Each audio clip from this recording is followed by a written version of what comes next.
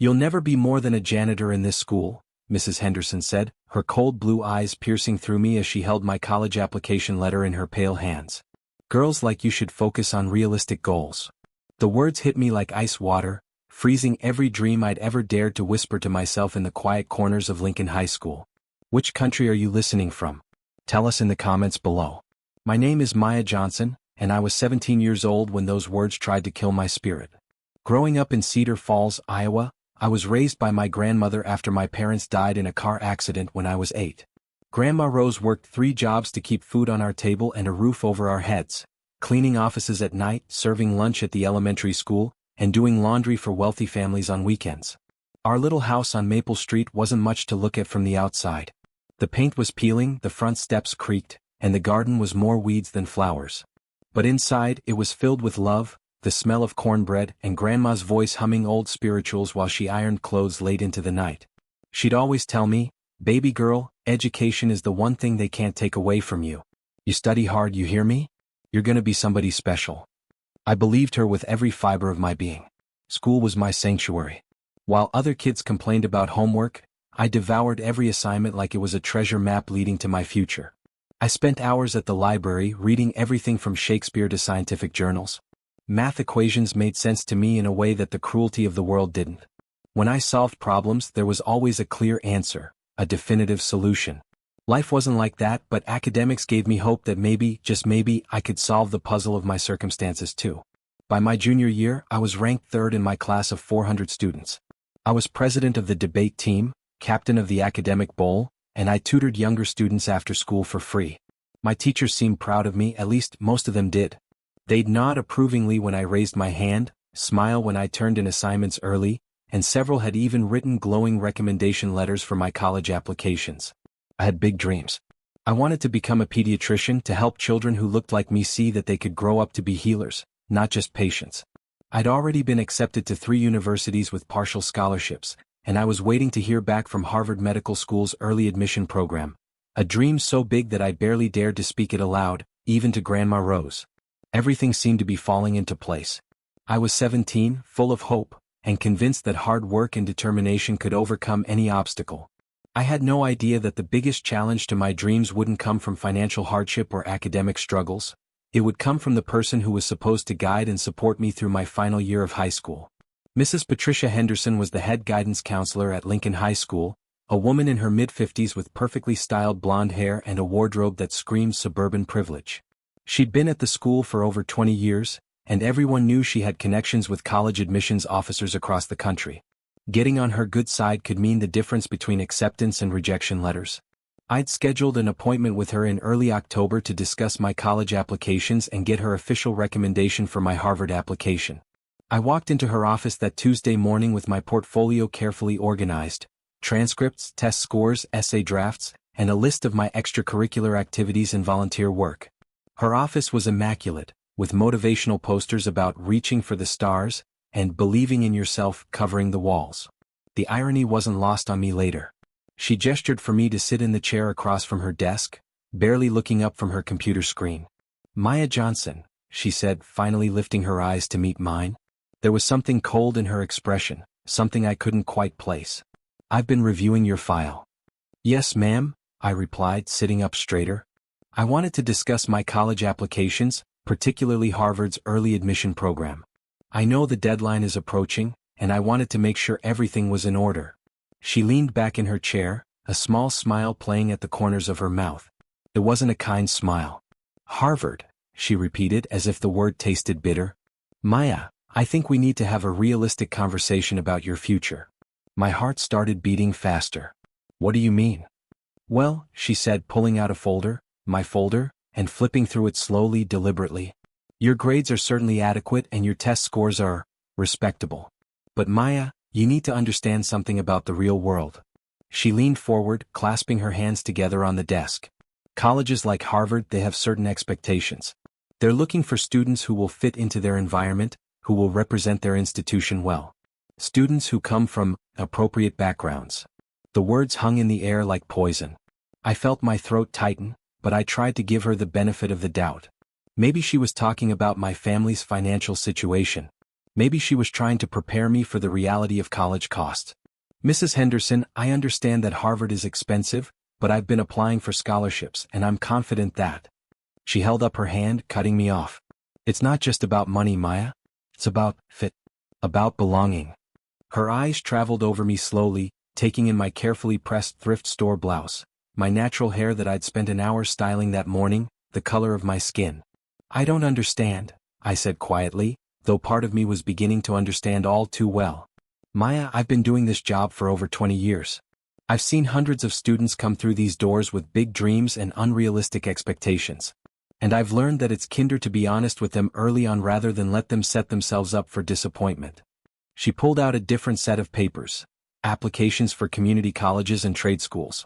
Now, these options would be much more suitable for someone in your situation. There's a wonderful culinary arts program at the community college, and I know they're always looking for reliable young people in the hospitality industry. Or perhaps you might consider the healthcare aid certification program. It's practical, it's stable, and it would allow you to help people in a way that's appropriate for your background. The room started spinning. I gripped the arms of my chair, trying to process what I was hearing. Mrs. Henderson, I've been accepted to 3 universities already. My SAT scores are in the 95th percentile. I've maintained a 4.2 GPA while working part-time and those are all wonderful achievements, she interrupted, her voice taking on a patronizing tone. But Maya, you need to be realistic about what doors are actually going to open for you. I've seen too many students like you get their hopes up, only to struggle and fail when they're in over their heads. Students like me. The phrase echoed in my mind. Students like me. What exactly do you mean by students like me? I asked, my voice barely above a whisper. Her mask slipped for just a moment, and I saw something ugly flash across her face. Maya, I'm trying to help you understand that success isn't just about grades and test scores. It's about fitting in, about people accepting you. And the truth is, in certain environments, in certain professions, that's going to be challenging for you. She stood up and walked around her desk, perching on the edge right in front of me. You're a bright girl, but you need to understand your place. Your grandmother works as a cleaning lady, doesn't she? There's no shame in honest work. Maybe you should consider following a similar path. Something stable, something where you'll be appreciated for what you can actually contribute. The words hit me like physical blows. I felt tears threatening to spill over, but I blinked them back furiously. I would not cry in front of this woman. I would not give her the satisfaction. But my teachers, I started. Your teachers are being kind, she said firmly. They don't want to hurt your feelings. But I'm the one who has to submit the official recommendation to Harvard, and I cannot, in good conscience, recommend a student who I believe will struggle to succeed in that environment. She walked back to her desk and picked up my Harvard application, holding it in front of me. You'll never be more than a janitor in this school, she said, her voice cold and final. Girls like you should focus on realistic goals. And then she tore the application in half. The sound of ripping paper was like thunder in the small office. I watched the pieces of my dream flutter to the floor and something inside me broke. But something else, something deeper and stronger, began to burn. I stood up slowly, my legs shaking. Mrs. Henderson, I said, my voice steadier than I felt, I need copies of all my transcripts and test scores sent directly to Harvard. I'll be submitting my application online. She laughed, actually laughed. Maya, even if you somehow manage to get accepted, which you won't, how exactly do you think you'll pay for it? Your grandmother can barely keep the lights on. I looked her straight in the eye. That's not your concern, I said quietly. And Mrs. Henderson? You're wrong about me. You're wrong about girls like me. And someday I'm going to prove it. I turned and walked out of her office, leaving the torn pieces of my application scattered on her floor like fallen dreams. But in my heart, those dreams were still very much alive. The weeks following that meeting with Mrs. Henderson were some of the darkest of my life. Word spread quickly through the school's administrative network that I was a difficult student with unrealistic expectations. Suddenly, teachers who had once praised my work became distant and cool.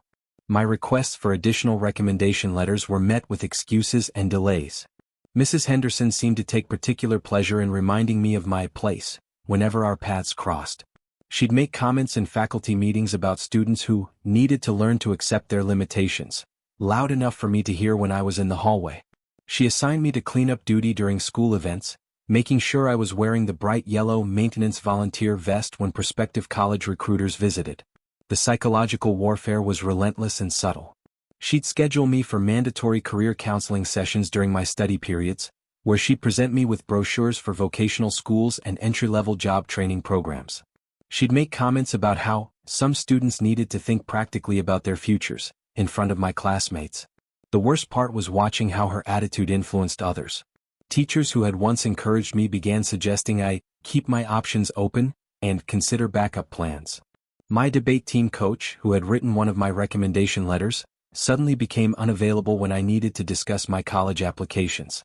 Even some of my classmates began treating me differently, as if Mrs. Henderson's assessment of my potential was somehow contagious. But Grandma Rose saw what was happening to me. She watched me come home each day a little more defeated, a little more withdrawn. My grades remained perfect, but the light in my eyes was dimming. "Baby girl," she said one evening as we sat at our small kitchen table, "you've been carrying the weight of the world on your shoulders lately. What's troubling you?" I told her everything. About Mrs. Henderson's words, about the torn application, about how everyone at school was treating me like I was fooling myself with impossible dreams. Grandma Rose listened without interrupting, her weathered hands folded in her lap, her dark eyes never leaving my face. When I finished, she was quiet for a long moment. Then she reached across the table and took my hands in hers.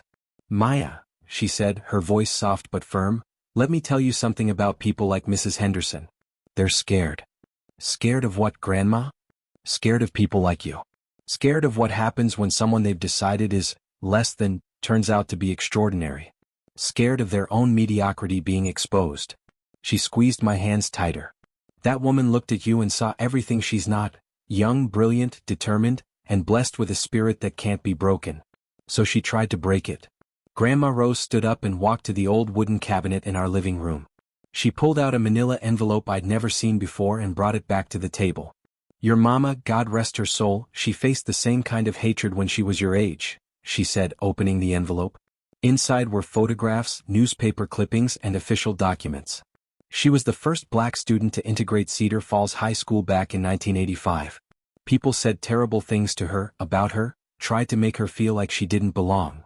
She showed me a newspaper photo of my mother as a teenager, walking up the steps of the high school with her head held high, surrounded by angry faces and protest signs.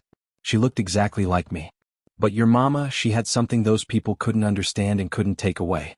She had a purpose. She knew she wasn't just fighting for herself, she was fighting for every little black girl who would come after her, including you." Grandma Rose pulled out a certificate, my mother's acceptance letter to medical school. She became a doctor, a baby girl. She saved lives. She proved every single one of those hateful people wrong. Tears were streaming down my face as I looked at my mother's achievements, her courage, her legacy that I was only now beginning to understand. "Mrs. Henderson thinks she can decide your future based on the color of your skin," Grandma Rose continued. "But she's forgotten something important. She's forgotten that we come from a long line of people who refused to let anybody tell them what they couldn't do."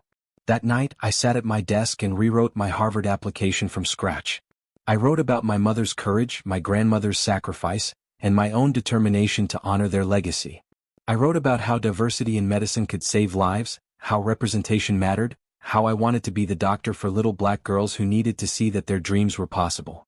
I submitted my application at 11:59 p.m., 1 minute before the deadline. But the battle was far from over.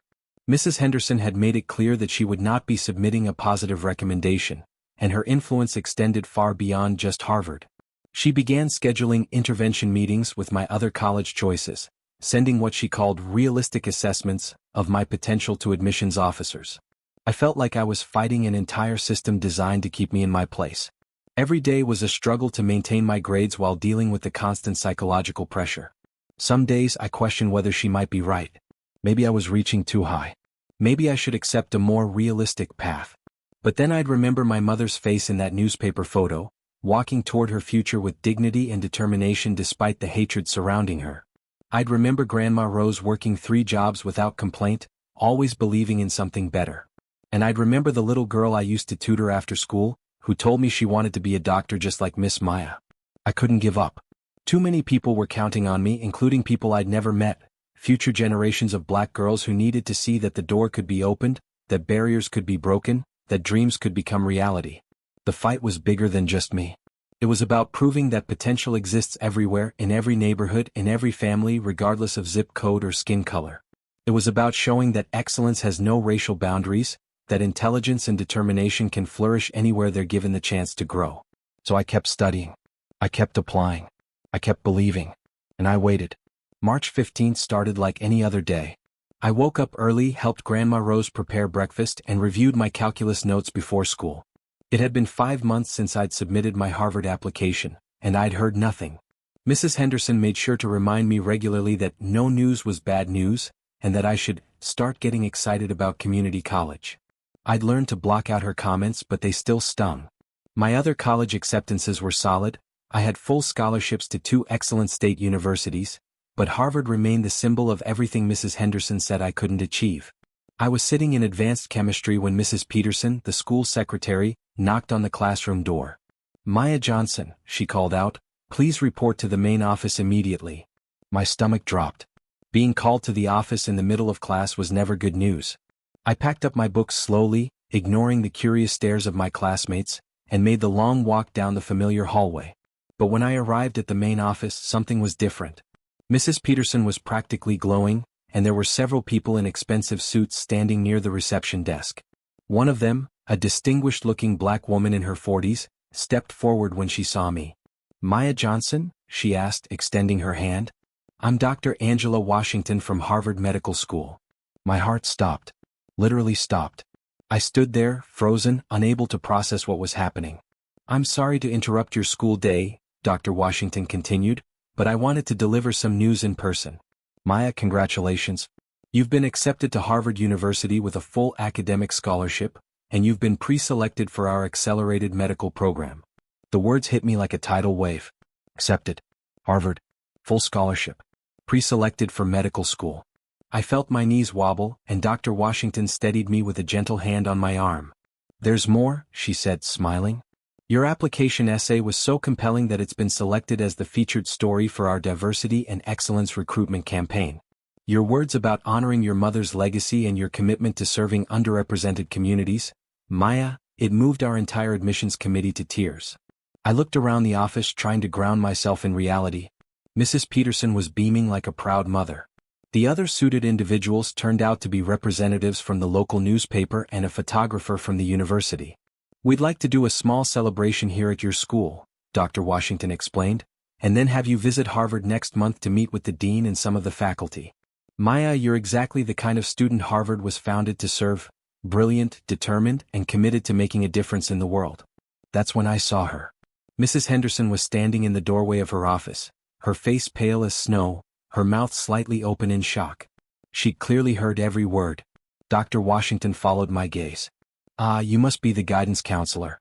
I'd like to thank you for your support of Maya throughout this process. Students like her need advocates who believe in their potential." Mrs. Henderson's face went through a series of expressions: shock, embarrassment, and something that looked almost like fear. Yes, of course we're all very proud of Maya's achievement. I'm particularly impressed," Dr. Washington continued, "that Maya was able to excel despite what I understand were some significant challenges. Her essay mentioned facing discouragement from adults who underestimated her potential. I'm glad she had enough supportive educators to counterbalance any negativity." The irony was perfect. Mrs. Henderson was being praised for supporting the very student she tried to destroy. She mumbled something about always believing in Maya's potential and quickly retreated to her office. But the day's surprises weren't over. An hour later, as I was sitting in the main office answering questions from the newspaper reporter, another visitor arrived. This time it was Mr. David Chin, the superintendent of our school district, along with 2 school board members. "Maya," Mr. Chin said, shaking my hand enthusiastically, "when we heard about your Harvard acceptance, we knew we had to be here to congratulate you in person. This is exactly the kind of success story our district is proud to celebrate." He turned to address the small crowd that had gathered. "Maya Johnson represents the very best of what education can achieve. Her success is a testament to the excellence of our academic programs and the dedication of our faculty." I saw Mrs. Henderson peeking out of her office, looking increasingly uncomfortable as more attention was focused on my achievement, the same achievement she'd once called impossible. But the real turning point came when Dr. Washington asked to speak with me privately. We stepped into an empty classroom and she sat down across from me with a serious expression. "Maya," she said, "I want you to know that your acceptance to Harvard isn't charity. It's not about filling a quota or checking a diversity box. You earn this through merit, through excellence, through being exactly the kind of brilliant young mind we're looking for. She paused, studying my face. I also want you to know that we're aware of some of the challenges you faced during the application process. When we didn't receive an official recommendation from your guidance counselor, we did some investigating. My heart started racing. Had Mrs. Henderson's sabotage worked after all? We discovered that several of your teachers had submitted informal recommendations directly to us, bypassing the normal channels. They were concerned that their official recommendations weren't being forwarded to colleges. We also received a very interesting phone call from your grandmother. My grandmother called Harvard? I asked, stunned. Dr. Washington smiled. She did.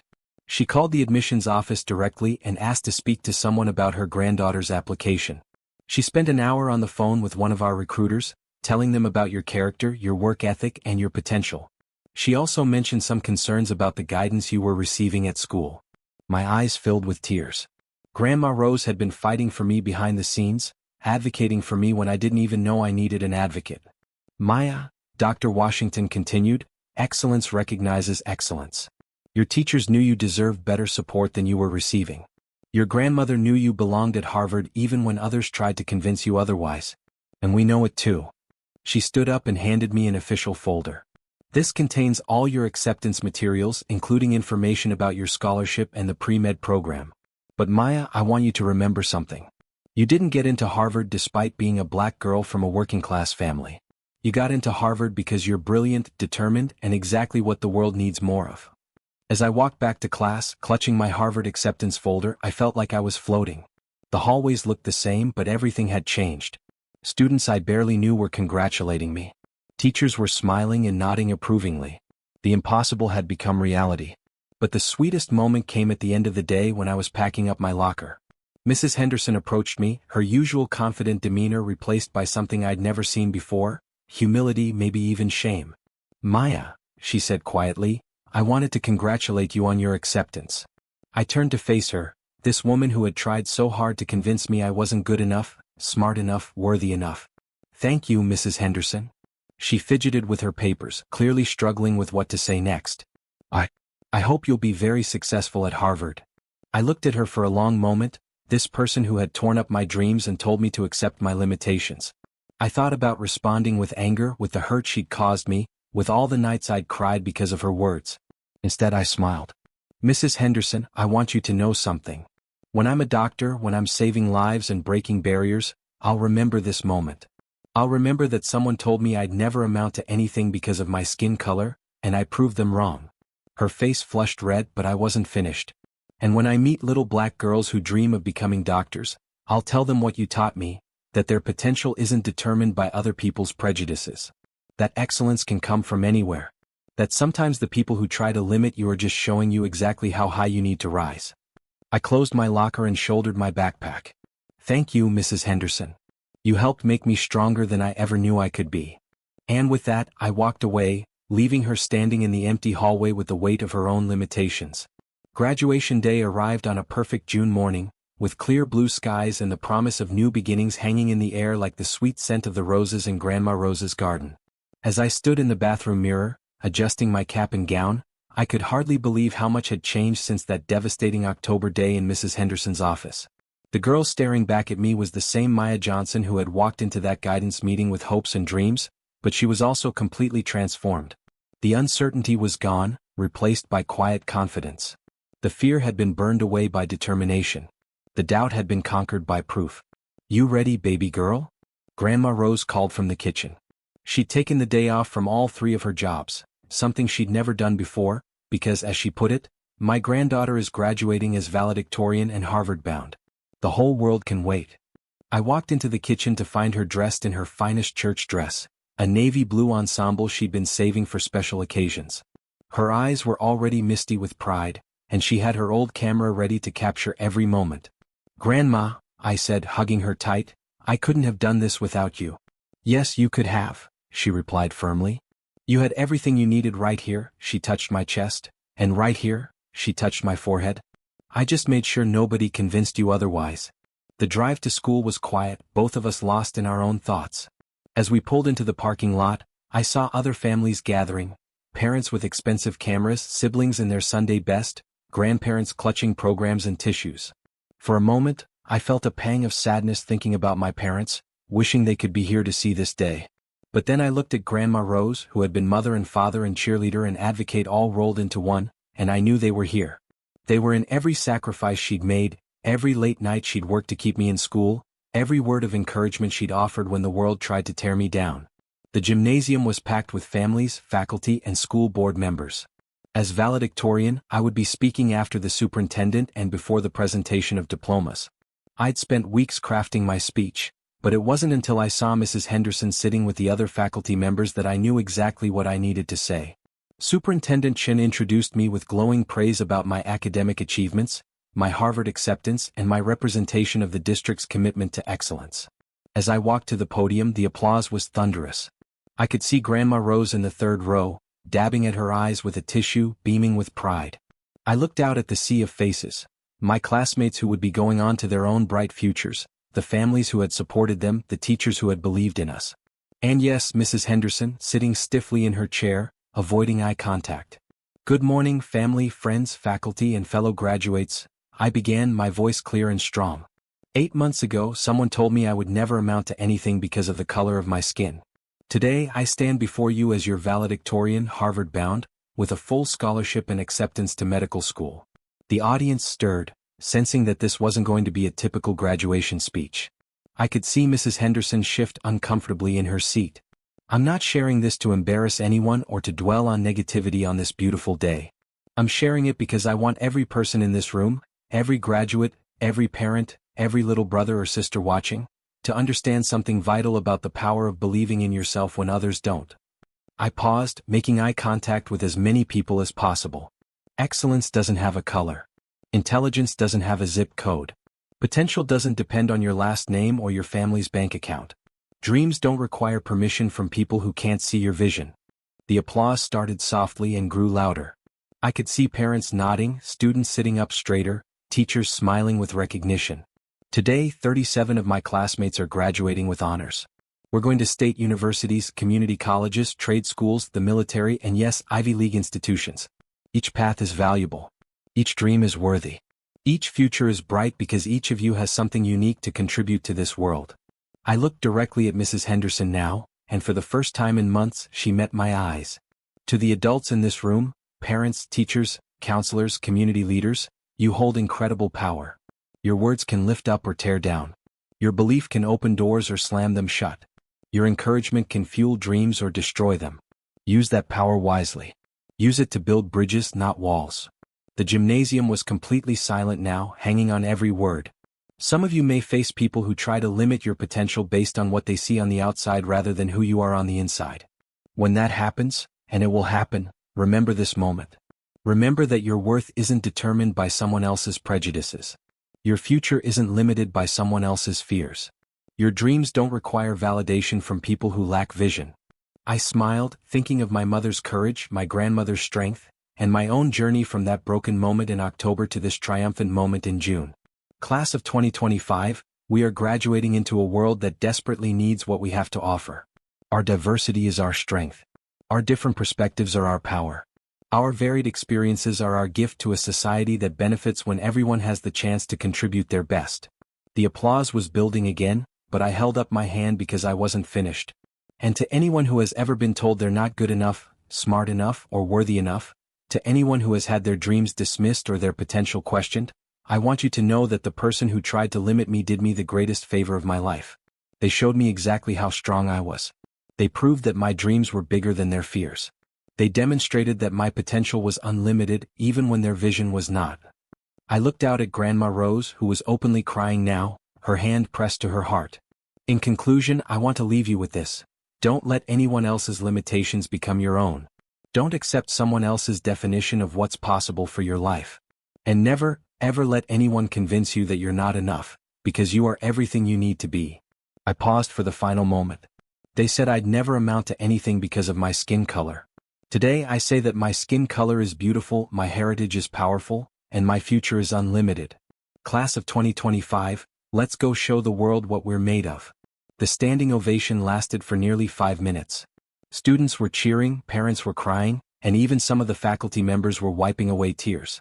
I could see Mrs. Henderson sitting rigidly in her chair, her face pale, while colleagues around her rose to their feet in applause. As I walked back to my seat, I felt like I was floating.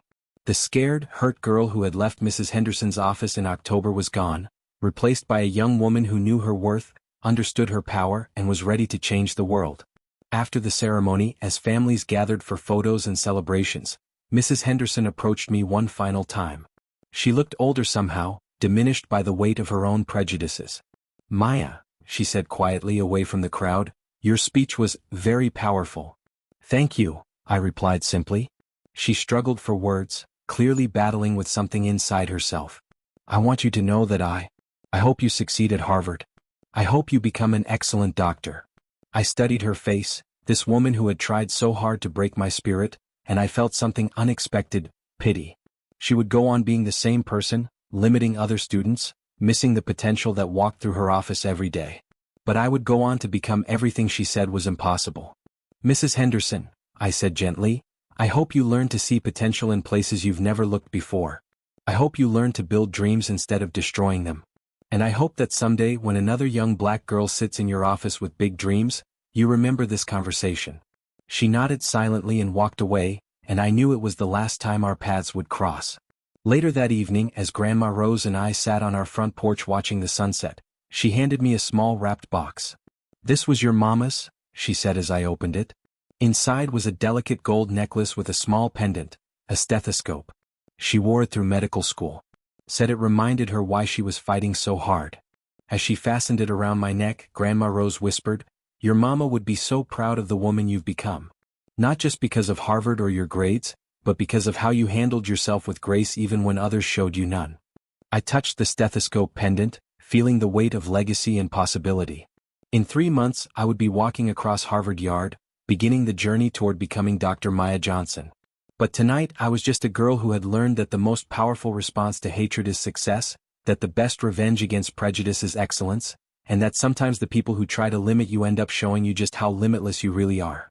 As I write this story today, 15 years after that graduation day, I'm sitting in my office at Boston Children's Hospital. The walls are covered with diplomas, Harvard undergraduate, Harvard Medical School, pediatric surgery residency certificates, and photos of the hundreds of children I've been privileged to treat. But the most treasured item on my desk is a small framed photo of Grandma Rose from my graduation day, her face radiant with pride and love. Dr. Maya Johnson, that title still gives me chills sometimes. Not because of the prestige but because of what it represents. Every time a little black girl comes into my office and sees a doctor who looks like her, every time a young patient tells me they want to be a surgeon when they grow up, every time I lecture at medical schools about the importance of diversity in medicine, I remember that scared 17-year-old girl who was told she'd never amount to anything. Mrs. Henderson was wrong about so many things, but she was accidentally right about one. I did end up working in schools. Just not as a janitor. I now serve on the board of directors for 3 educational foundations, working to ensure that guidance counselors receive training on unconscious bias and that every student, regardless of their background, receives the support they deserve to pursue their dreams. Last year, I established the Rose Johnson Scholarship Fund at Lincoln High School, named after my grandmother, specifically for first-generation college students from underrepresented communities who plan to pursue careers in medicine. The scholarship includes not just financial support, but mentorship, advocacy, and most importantly, someone who believes in their potential even when others don't. I've learned that people like Mrs. Henderson aren't necessarily evil. They're often just limited by their own experiences and prejudices. They see the world through a narrow lens and assume that their limitations are universal truths. The tragedy isn't that they underestimate others. It's that they underestimate what's possible when we lift each other up instead of tearing each other down. But here's what I want every person reading this to understand. Your potential is not determined by someone else's prejudices. Your worth is not defined by someone else's limitations. Your dreams do not require permission from people who can't see your vision. The world will try to put you in boxes. People will make assumptions about what you can and cannot achieve based on your race, your gender, your family background, your zip code, your accent, your appearance. Some of those people will have power over your opportunities, your applications, your access to resources. It will hurt. It will make you question yourself. It will feel impossible some days. But remember this. Every barrier that's ever been broken was broken by someone who was told it couldn't be done. Every ceiling that's ever been shattered was shattered by someone who refused to accept that it was too high. Every impossible dream that became reality started with someone who decided that other people's limitations wouldn't become their own. When someone tells you that you're not good enough, use it as fuel to become better than they ever imagined. When someone says you don't belong, prove that you not only belong but that the space is better because you're in it. When someone tries to dim your light, shine brighter than they thought possible. And remember, you are not alone in this fight. For every Mrs. Henderson who tries to tear you down, there are teachers who see your potential, grandmothers who sacrifice for your future, mentors who open doors, allies who amplify your voice, and countless others who are cheering for your success even when you don't know they exist. The little girl I tutor now is named Zara. She's 8 years old, lives with her single mother in the same neighborhood where I grew up, and dreams of becoming a pediatric surgeon just like Dr. Maya. When she comes to my office for mentoring sessions, she sits in the same chair where young patients usually sit, and she tells me about her day, her dreams, her fears. Last week, she told me that her teacher said she was very smart for a girl like her. I saw the confusion in her eyes, the same confusion I felt all those years ago when Mrs. Henderson first began her campaign to limit my dreams. But this time the story was different. This time, there was someone there to immediately counteract the poison, to build up instead of tear down, to plant seeds of possibility instead of doubt. Zara, I told her, you're not smart for a girl like you. You're just smart, period. And being smart is just the beginning. Add your kindness, your curiosity, your determination, and your unique perspective to that intelligence, and there's nothing you can't accomplish. Her face lit up with understanding and possibility. Just like you did, Dr. Maya? Just like you're going to do, Dr. Zara? This is how we change the world. One conversation at a time, one dream at a time, one barrier broken at a time. We succeed not just for ourselves but for every person who comes after us, every child who needs to see that their dreams are possible, every future leader who needs to know that excellence has no limitations. They said I'd never amount to anything because of my skin color. Today I save lives, train future doctors, and inspire young people to pursue their biggest dreams. My skin color isn't a limitation, it's part of what makes me uniquely qualified to serve patients who need advocates, to mentor students who need role models, and to break barriers that need breaking. To every person who has ever been underestimated, dismissed, or told their dreams were too big, your time is coming. Your moment is waiting. Your success is not just possible, it's inevitable as long as you refuse to let anyone else's fears become your own. They judged me by my skin. I showed them the strength of my soul. And in the end, that made all the difference. The little girl who was once told she'd never amount to anything grew up to save lives, change hearts, and prove that potential has no color, no zip code, and no limits, except the ones we accept for ourselves. Dream bigger. Fight harder. Rise higher. The world is waiting for what only you can contribute. This is Maya Johnson, MD, reminding you that your dreams are valid, your potential is unlimited, and your time is now.